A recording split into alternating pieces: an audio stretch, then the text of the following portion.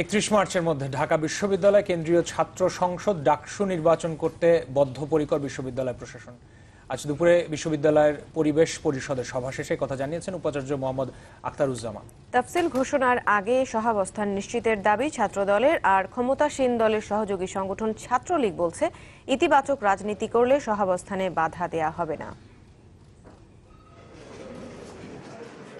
ঢাকা বিশ্ববিদ্যালয়ের কেন্দ্রীয় ছাত্র সংসদ ডাকসু ও হল সংসদ নির্বাচনকে সামনে রেখে গঠনতন্ত্র সংশোধন ও নির্বাচনী আচরণ বিধি নিয়ে আলোচনা করতে ক্যাম্পাসের সক্রিয় সব ছাত্র সংগঠনের সাথে বৈঠকে বসে বিশ্ববিদ্যালয় কর্তৃপক্ষ। সকাল 11টার দিকে বিশ্ববিদ্যালয়ের প্রশাসনিক ভবনে শুরু হওয়া পরিবেশ পরিষদের এই বৈঠক চলে দীর্ঘ 4 ঘন্টা। পরে বৈঠক নিয়ে সাংবাদিকদের সাথে কথা বলেন ছাত্র সংগঠনগুলোর নেতারা। ছাত্রদলের কেন্দ্রীয় সাধারণ সম্পাদকের দাবি ভোট গ্রহণ কার্যক্রম সিসিটিভি ক্যামেরার আওতায় আনার। এছাড়া সব ছাত্র সংগঠনের সহাবস্থানের পরিবেশ সৃষ্টি হওয়ার পর তফসিল ঘোষণার দাবি তার। যেহেতু আমরা ছাত্রদল দীর্ঘদিন নাই, এটাকে কেন্দ্র করে কোনো অনাকাঙ্ক্ষিত পরিবেশ সৃষ্টি হোক সেটাও আমরা চাই না।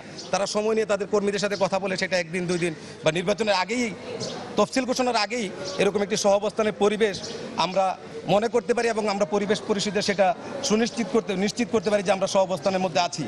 ছাত্রলীগ সাধারণ সম্পাদক আশ্বাস দেন ইতিবাচক রাজনীতির ধারায় আসলে ছাত্রদলকে ক্যাম্পাসে কোনো বাধা দেওয়া হবে না। নিয়মিত সব ছাত্রকে ভোটার ও প্রার্থী হওয়ার যোগ্য হিসেবে বিবেচনার দাবি তাদের। তারা আসলে ওয়েলকাম, কিন্তু আমাদেরকে সাধারণ শিক্ষার্থী এবং গণমানুষ কথা দিতে হবে। আবার আগে বলেছি, অতীত যে অপকর্মগুলো রয়েছে যারা করেছে, পেট্রোমা বলেন বা বোমাবাজি বলেন, এগুলো যদি বাদ দিয়ে তারা বলে যে আমরা এখন ইতিবাচক ধারায়, আমরা ছাত্রলীগ কিন্তু বারবার বলছি যে আমরা ইতিবাচক ধারায় আছি, যাকে সত্য সুন্দর তার সঙ্গে আছি। ছাত্রদল সেটা প্রকাশ করুক, সবার সামনে বলুক ইতিবাচক ধারায় আসবে, দে আর ওয়েলকাম। পরে বিশ্ববিদ্যালয়ের উপাচার্য জানান আগামী 31 মার্চকে ডেডলাইন ধরেই কাজ করছেন তারা। সে আচরণ বিধি সম্পর্কেও ওখানে উত্থাপিত হয়েছে, শিক্ষার্থীরাও কিছু আচরণ বিধির কথা বলেছে, ওরা ভূয়সী প্রশংসা করেছে যে সকল বিষয় থাকা উচিত, কি থাকা উচিত আচরণ বিধিতে, সেই ধরনের কিছু পরামর্শ দিয়েছে। স্যার এগুলো রাখলে ভালো হয়, তো সেগুলো আমরা দেখব। সেগুলোর চূড়ান্তভাবে যখন তৈরি হবে তখন বোঝা যাবে কি আছে। ওই 31শে মার্চটা ওই টার্গেটটা আছে, ওইটাকে রেখে মধ্যে ওগুলো সাজাচ্ছি। সিন্ডিকেটের আগামী সভায় গঠনতন্ত্র ও আচরণবিধি বিষয়ে চূড়ান্ত সিদ্ধান্ত নেওয়া হবে বলেও জানান উপাচার্য।